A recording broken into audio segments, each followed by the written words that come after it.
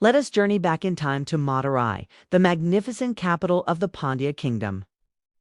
Here reigned the brave queen Mangāiyarkkarasiyār, a princess from the noble Chola lineage. Though she was a queen in a grand palace, her heart was filled with a deep sorrow. For the spiritual light of her kingdom was fading away. The very soul of her land was in peril. Her husband, King Netaran, had fallen under the sway of the Jain faith, an illusion that clouded his judgment. The monks of this faith began to actively suppress the ancient traditions of Shaivism. Shiva temples were shuttered, and devotees who dared to show their faith were punished. A shadow of fear fell over the land, silencing the sacred chants and hiding the holy ash. The queen and her people lived under the constant threat of persecution, their spiritual heritage pushed to the brink of extinction. But in the queen's heart, a secret hope burned brightly. She knew that only the grace of Lord Shiva, manifested in human form, could save them. Her hope had a name, Thirugnanasambandar, the child saint whose sacred hymns, the Thivam, were said to hold immense power. In a desperate and dangerous act of faith, she secretly dispatched her most trusted minister, Koḍu-nōy, Nayanar, with an urgent appeal. A mission that could cost them both their lives. Answering the call, Sambandar, radiating spiritual energy, arrived in Madurai. His very presence ignited the jealousy of the Jain monks. Consumed by malice, they saw the power of his hymns as a threat to their dominance. In a terrible act of hatred, they plotted to destroy him. Under the cover of night, they set a great fire to the lodging, where the young saint and his followers were resting, hoping to extinguish his divine light forever. But the fire could not touch the saint. Unharmed, Sambandar emerged and composed a powerful hymn, a Thirupadagam, that commanded the searing heat of the flames to transfer to the one who had allowed this injustice to occur, King Netaran himself.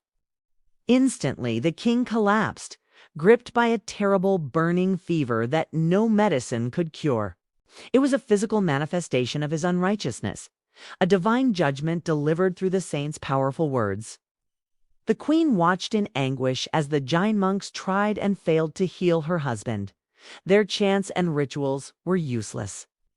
In fact, they only seemed to make the king's suffering worse. She knew this was no ordinary illness. It was divine justice. Ignoring the threats and angry glares from the court, she cast aside all fear and sent a final, desperate plea to the only one who could offer true grace, the child saint Sambandar. The young saint arrived at the king's bedside. With a simple, profound gesture, he applied Vibhuti, the sacred ash, to one side of the king's burning body while singing a sacred mantra. In that very instant, the fever on that half of the king's body vanished and his skin cooled. The healing was miraculous and undeniable.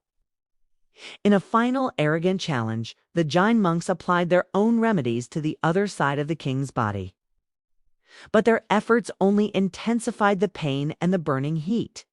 Humbled and healed, the king finally saw the truth. He recognized the supreme power of Lord Shiva and renounced the faith that had led his kingdom into darkness.